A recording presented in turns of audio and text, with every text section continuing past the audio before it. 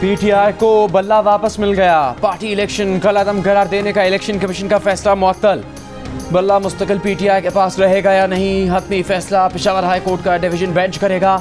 Division bench सर्दियों की छुट्टियों के बाद जजेस की वापसी पर बनेगा। दौरान इस समा पीटीआई के वकील अली जफर ने कहा, पहले पीटीआई को 20 दिन में पार्टी इलेक्शन का हुक्म मिला, इलेक्शन करवा दिए तो पहले तस्लीम किया, फिर पार्टी के इलेक्शन कमिश्नर पर एतराज़ जड़ दिया और पीटीआई को इंतखाबात से बाहर कर दिया। बल्ले का निशान न मिलने पर सबसे पहले तो पीटीआई 70 मखसूस नशिस्तों से महरूम हो जाएगी। इलेक्शन कमीशन का फैसला गैर कानूनी और गैर आईनी है। जस्टिस कामरान हयात मियां खेर ने कहा, इलेक्शन कमीशन के मुताबिक उमर अयूब जनरल सेक्रेटरी नहीं, वो चीफ इलेक्शन कमिश्नर नहीं लगा सकते थे। अली जफर बोले, ये बेहतर जवाब नहीं, जिसे एतराज़ है वो सिविल कोर्ट जाए। जस्टिस कामरान हयात मियां खेर ने बल्ले का निशान आर्जी तौर पर पीटीआई को वापस करते हुए रिमार्क्स दिए कि लग रहा है एक सियासी जमात को इलेक्शन से बाहर किया जा रहा है। इलेक्शन शेड्यूल जारी हो गया, इंतखाबी निशान देना होगा।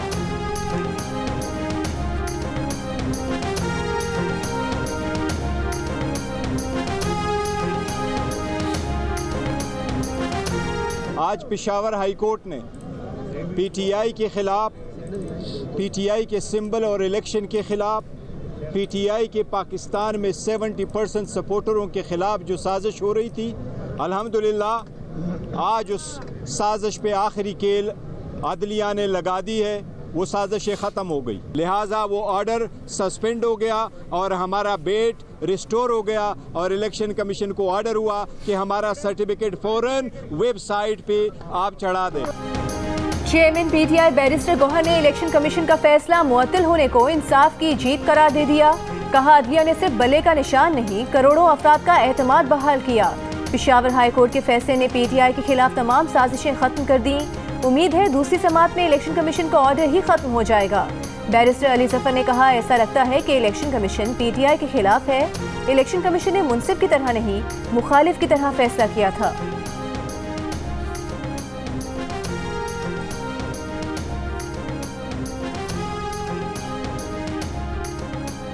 पीटीआई के शाम महमूद कुरैशी जमानत पर रिहा न हो सके, 15 दिन के लिए नज़रबंद कर दिया गया। सीपीओ रावलपिंडी के एडवाइस पर डिप्टी कमिश्नर ने शाह महमूद के 3 MPO ऑर्डर जारी कर दिए। ऑर्डर के मुताबिक 9 मई के मुकदमात में शाह महमूद कुरैशी से तफ्तीश दरकार है। इम्कान है शाह महमूद रिहाई के बाद दोबारा अपनी सरगर्मियाँ जारी रखेंगे। उनकी रिहाई से अमन अमान की सूरत हाल ख़राब हो सकती है। ऑफिशियल सीक्रेट एक्ट अदालत के जज अबुल हसनात जुल्करनैन ने शाह महमूद कुरैशी की रिहाई की रुबकार जारी कर दी। अदालती अमला रुबकार लेकर अडियाला जेल रवाना। शाह महमूद कुरैशी नक्शे अमन के तहत 15 रोज़ के लिए नज़रबंद है। रुबकार पर रिहाई मुमकिन नहीं।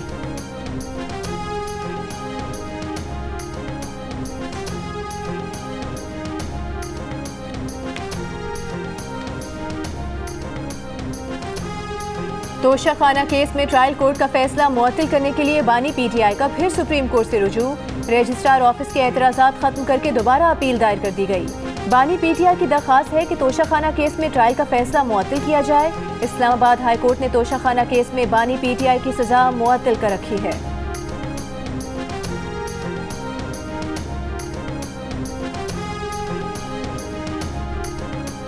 साबिक वज़ीर आज़म नवाज शरीफ के NA 130 से कागजात नामजदगी मंजूर। पंजाब असम्बली के हल्का PP 165 से मरियम नवाज के कागजात नामजदगी की जांच पड़ताल मुकम्मल। NA 194 लाड़काना 1 से बिलावल भुट्टो जरदारी के कागजात नामजदगी मंजूर। PP 158 से शहबाज शरीफ और हमजा शहबाज के कागजात नामजदगी की जांच पड़ताल मुकम्मल। रहनुमा ANP गुलाम अहमद बलोर के कागजात नामजदगी मंजूर। NA 127 से PTI के रहनुमा सरदार लतीफ़ खोसा के कागजात नामजदगी की जांच पड़ताल मुकम्मल। PTI के चेयरमैन PTI पार्लियामेंटेरियंस के चेयरमैन परवेज़ खटक के NA 33 के लिए कागजात नामजदगी दुरुस्त करार। ये पाकिस्तान का एक अहम तरीन इलेक्शन होने जा रहा है और KP में ख़ास तौर पर जहाँ पर 300 छोटे जिन्हें बिजली के डैम और ये पन बिजली के डैम सब झूठ 8 साल 10 साल बताया गया। अगर आपने दिलो जान के साथ, जो कि मुझे पूरा यकीन है आप वहाँ पर KP में अपने हिस्सा डालेंगे, तो नवाज शरीफ का वो सुनहरा दौर दोबारा इंशाअल्लाह ऊद कर सामने आएगा और पाकिस्तान तरक्की और खुशहाली के सफर पर दोबारा। नून लीग के सदर शहबाज शरीफ ने खैबर पख्तूनख्वा की तरक्की को नून लीग की कामयाबी से मशरूत कर दिया।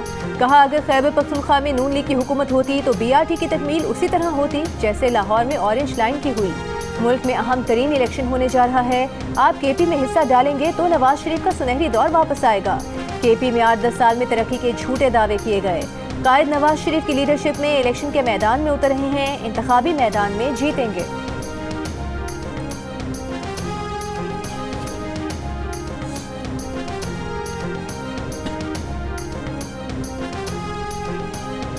पीटीआई की लेवल प्लेइंग फील्ड फराहम करने के सुप्रीम कोर्ट के फैसले पर अमल दरामद न होने की शिकायत। इलेक्शन कमीशन के खिलाफ तौहीन अदालत दरखास्त दायर। दरखास्त में कहा गया कि सेक्रेटरी इलेक्शन कमीशन ने 22 दिसंबर के अदालती हुक्म के बावजूद शिकायत का अजाला नहीं किया। सुप्रीम कोर्ट के वाज़ेह अहकामात के बावजूद पीटीआई उम्मीदवारों को हरासा और गिरफ्तार किया गया। IG पंजाब पीटीआई के खिलाफ होने वाली कार्रवाई के मास्टरमाइंड है। अदालत की हुक्मदूली करने वालों के खिलाफ सख्त कार्रवाई की जाए। पीटीआई उम्मीदवारों को रैलीज और जलसों की इजाज़त दी जाए। तौहीन अदालत की दरखास्त पर फौरी समाअत करने की भी इस्तेदा।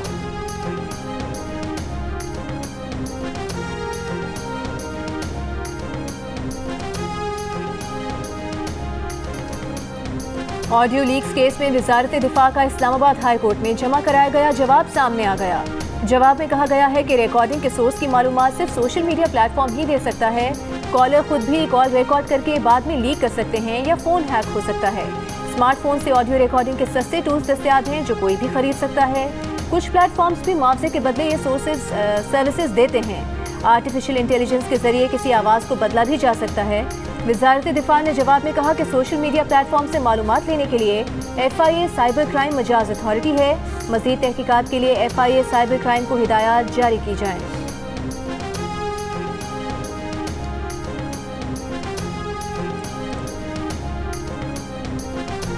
रिजवाना तशद्दुद केस में जज आसिम हफीज का बयान अब तक न लिए जाने पर चालान नामुकम्मल करार।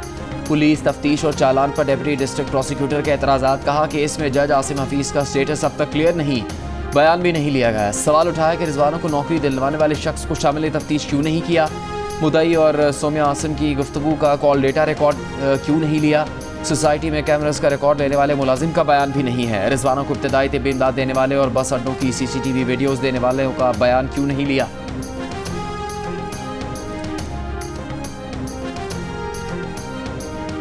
बलोच यकजहती कमेटी ने इल्जाम आयद किया है कि इस्लामाबाद में नामालूम मुसल्लह अफराद साउंड सिस्टम और बैनर उखाड़ कर ले गए। 100 से ज़ायद मुजाहिरीन अभी तक पुलिस की हिरासत में हैं। इस्लामाबाद पुलिस का कहना है कि मुज़ाकराती कमेटी और अदालती अहकामात के बाद 290 मुजाहिरीन को रिहा कर दिया गया है।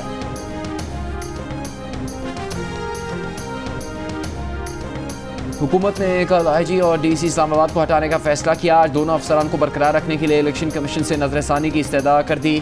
सेक्रेटरी इस्टेब्लिशमेंट डिवीजन ने इलेक्शन कमीशन में पेश होकर कहा कि वजारत दाखिला ने IB की दहशतगर्दी के वाक़यात पर रिपोर्ट जारी करते हुए दोनों को बरकरार रखने की दरख्वास्त की है। चीफ इलेक्शन कमिश्नर ने कहा कि वजारत दाखिला की रिपोर्ट हम देख लेंगे।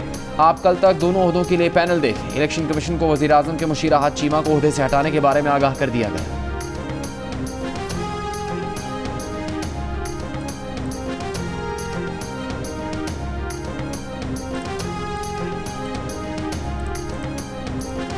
पाकिस्तान स्टॉक एक्सचेंज में शदीद मंदी। नए कारोबारी हफ्ते के पहले रोज PS 600 इंडेक्स 60,000 पॉइंट से नीचे आ गया।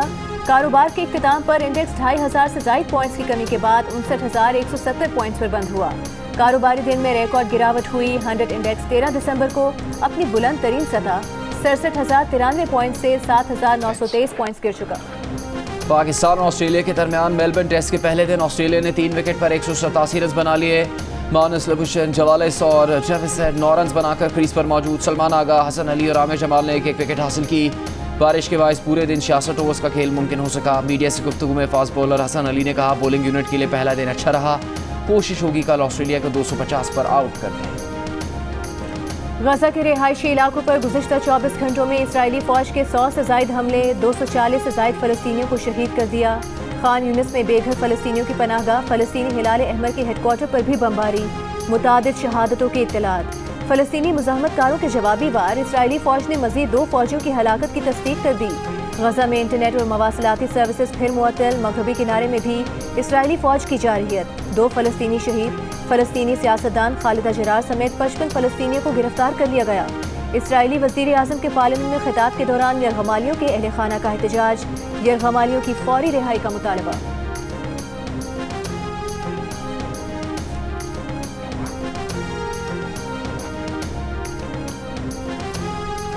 भारत में इसराइली सफारत खाने के नज़दीक धमाका। तर्जुमान इसराइली सफारत खाने की तस्दीक। इसराइली वजारत खारजा का कहना है कि सफारती अमला महफूज है। धमाके की तहकीकात के लिए भारतीय हुकाम से राबते में है। भारत में 3 बड़े बैंकों को भी धमकी आमेज ईमेल्स मौसूल। ईमेल भेजने वाले ने मुंबई में 11 मकामात पर बम नस्ब करने का भी बताया। धमकी देने वाले का कौमी माली मामलात में घपलेबाजी पर भारतीय वज़ीर ख़जाना निर्मला सीतारमण से मुस्ताफ़ी होने का भी मुतालबा।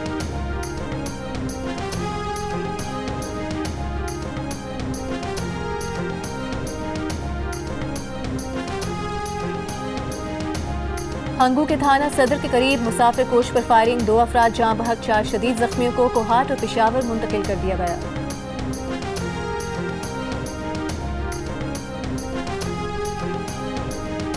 मुस्लिम लीग नून के कायद नवाज शरीफ से जमीयत अहले हदीस पाकिस्तान के अमीर प्रोफेसर साजिद मीर और हाफिज अब्दुल करीम की मुलाकात। प्रोफेसर साजिद मीर ने नैब रेफरेंसेस से बरियत पर नवाज शरीफ और मरियम नवाज शरीफ को मुबारकबाद दी।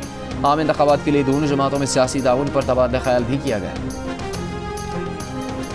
पीटीआई रहनुमा बैरिस्टर गौहर और शेर अफजल मरवत ने परवेज खट्टर को बल्ले की पेशकश को साजिश करार दे दिया। बैरिस्टर गौहर ने सवाल किया कि पीटीआई से बल्ले का निशान क्यों वापस लिया गया। परवेज खट्टर को बल्ले का निशान देने की ऑफर कौन कर रहा था। पीटीआई को लेवल प्लेइंग फील्ड तो क्या कुछ भी नहीं दिया जा रहा। पीटीआई के सीनियर नायब सदर शेर अफजल मरवत ने कहा कि परवेज खट्टर के बयान से उनके और इलेक्शन कमीशन के ताने बाने मिलते हैं। बैट का निशान सिर्फ इलेक्शन कमीशन ही ऑफर कर सकता है। इलेक्शन कमीशन ने गुज़िश्ता रोज परवेज खट्टर का बयान मुस्तरद करते हुए कहा था कि परवेज खट्टर समेत किसी को भी बल्ले की पेशकश नहीं की।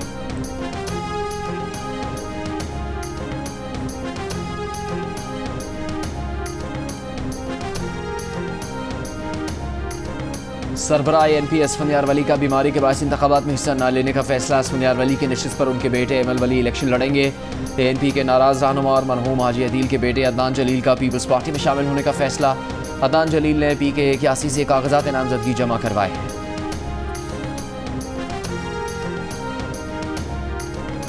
कराची में 1 माह के दौरान आग लगने का चौथा वाकया। सदर की मोबाइल मार्केट में आग लगने से 100 से ज्यादा दुकानें मुतासर। 10 दुकानें मुकम्मल जल गईं। दुकानें करीब करीब होने की वजह से आग तेजी से फैली। इब्तिदाई तहकीकात के मुताबिक आग शॉर्ट सर्किट से लगी, कोई जानी नुकसान नहीं हुआ। इससे पहले 20 दिसंबर को शारा फैसल पर 13 मंजिला इमारत में आग लगी थी। 6 दिसंबर को आयशा मंजिल के करीब इमारत में लगने वाली आग से 5 अफराद हलाक हुए थे। 25 नवंबर को गुलिस्तान जौहर के शॉपिंग मॉल में आग लगने के बायस 11 अफराद जाँ बहक हो गए थे।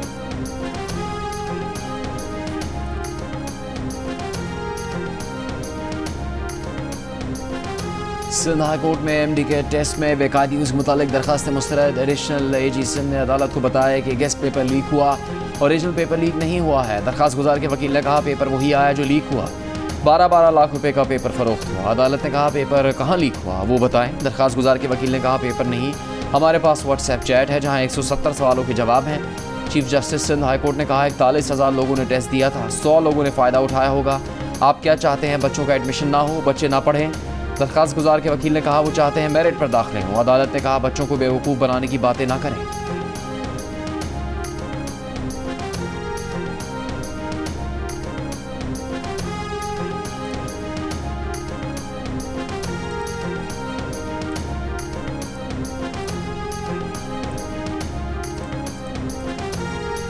DI खान में हुए दहशतगर्द हमले में इस्तेमाल होने वाली गाड़ी के इंजन का नंबर का पता लगा लिया गया। पार्ट्स चेकिंग के लिए लेबॉर्ट्री भिजवा दिए गए। CTD दस्तावेज के मुताबिक हमले में मरने वाला दहशतगर्द सिफतुल्ला मरवत 3 मार्च को तोरखम बॉर्डर से अफगानिस्तान गया था। दहशतगर्द सिफतुल्ला के नाम 3 मुख्तलिफ मोबाइल कंपनीज के सिंध में रजिस्टर्ड थी। सिफतुल्ला का शिनाख्ती कार्ड, डोमिसाइल और दीगर दस्तावेजात मौसूल हो गईं। 12 दिसंबर को हुए दहशतगर्द हमले में 2 खुदकुश हमला आवरों समेत 4 दहशतगर्द हलाक हुए थे।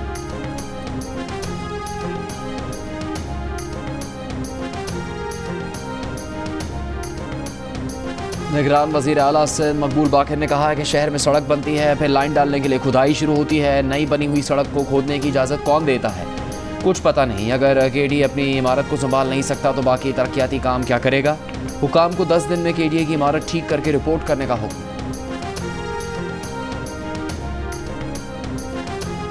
बलूचिस्तान हुकूमत का चमन के मुकामी बेरोजगार अफराद को खुसूसी पैकेज के तहत 20,000 रुपये माहाना देने का ऐलान। सूबाई वज़ीर इत्तलात जान अचकज़ई ने कहा कि चमन के मुकामी बेरोजगार अफराद जो खुसूसी पैकेज में रजिस्टर नहीं, वो चमन फुटबॉल स्टेडियम में जाकर रजिस्ट्रेशन करवाएं। जानचक जई का पाकिस्तान क्रिकेट बोर्ड पर तासुब का इल्जाम, कहा बलोच खिलाड़ियों के साथ पीसीबी का रवैया मुतासिबाना है।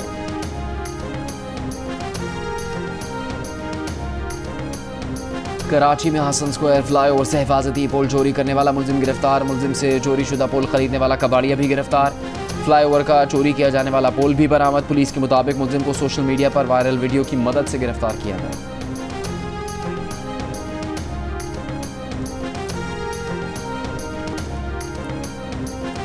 साबिक सेक्रेटरी खारिजा रियाज खोखर इंतकाल कर गए। रहनुमा पीपल्स पार्टी शेरी रहमान का रियाज खोखर के इंतकाल पर दुख का इजहार, कहा रियाज खोखर ने मुश्किल हालात में कई सिफारती ओहदों के अलावा पाकिस्तान के सेक्रेटरी खारिजा के तौर पर खिदमत अंजाम दी।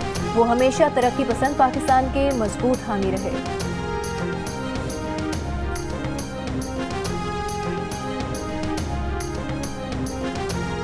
पंजाब के मुख्तलिफ इलाकों में स्मॉग के बायस हादसात। ननकाना साहब में मोटरसाइकिल ट्रॉलर से टकरा गई, एक शख्स जान बहक, एक जख्मी। फूल नगर में मुल्तान रोड पर 10 से ज़्यादा गाड़ियां टकराने से कई अफराद जख्मी। कोट अब्दुल मालिक में धुंध के बायस ट्रक और कोस्टर में तसादुम से 18 अफराद जख्मी। लाहौर फ़ज़ाई आलूदगी में आज भी दुनिया भर में सर फहरिस्त रहा। चीफ मेट्रोलॉजिस्ट लाहौर का कहना है कि शहर में स्मॉग गाड़ियों के धुएं की वजह से है। अब फसलों की बाकियात नहीं जलाई जा रही। कराची की फ़ज़ा भी आलूदा।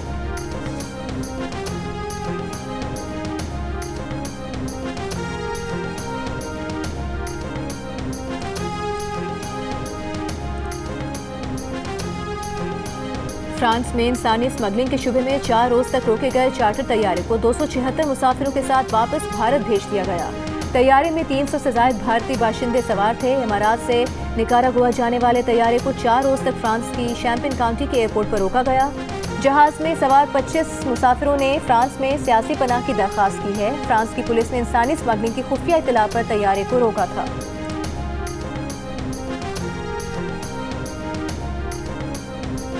दमिश्क में ईरानी कमांडर मेजर जनरल रजा मुसवी इसराइली हमले में जाँ बहक हुए। मेजर जनरल रजा मुसवी शाम में मज़ामती यूनिट के इंचार्ज थे। ईरानी सदर इब्राहिम रईसी ने खबरदार किया है कि इसराइल यकीनी तौर पर ईरानी मेजर जनरल के कत्ल की कीमत अदा करेगा। कहा इसराइली इकदाम खत्ते में सेहूनी हुकूमत की बेबसी और नाअहली जाहिर करता है। ईरानी वजारत दिफा ने भी सख्त और मौसरत अमल देने का कह दिया। तेहरान में सैकड़ों अफराद का मुजाहरा, जनरल रजा मुसवी के कातलों के कैफरे किरदार तक पहुँचाने का मुतालबा।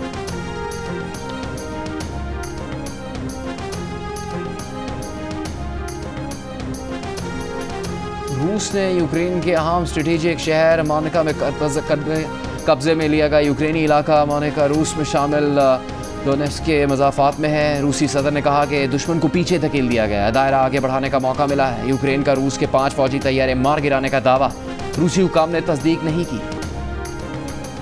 2004 में आए तारीख के बदतरीन सुनामी को 19 बरस मुकम्मल हो गए। सानहे में इंडोनेशिया समेत 14 ममालिक में 2,30,000 से ज़ायद अफराद हलाक हुए थे। इंडोनेशिया के जजीरे सुमात्रा में 9.1 शिद्दत के ज़लज़ले ने तबाही मचा दी थी।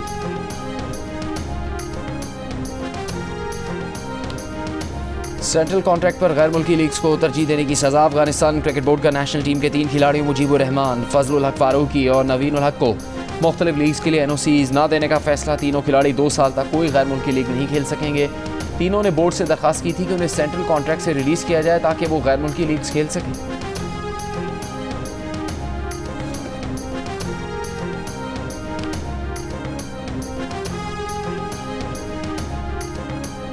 पाकिस्तान के टेनिस स्टार एहसान उल हक ने भारत के खिलाफ इस्लामाबाद में डेविस कप टाई को खुशाइन करार देते हुए कहा है कि टेनिस की तरह भारतीय क्रिकेट टीम को भी पाकिस्तान आना चाहिए। 2025 में क्रिकेट की चैंपियंस ट्रॉफी पाकिस्तान में होगी। उम्मीद है भारतीय टीम भी आएगी। पाकिस्तान टीम वर्ल्ड कप खेलने भारत गई, भारतीय टीम को भी पाकिस्तान आना चाहिए। और मुमताज़ शायर मुनीर नियाज़ी के पढ़ने वाले आज भी बेशुमार। मुनीर नियाज़ी को मदाहों से बिछड़े 17 बरस बीत गए।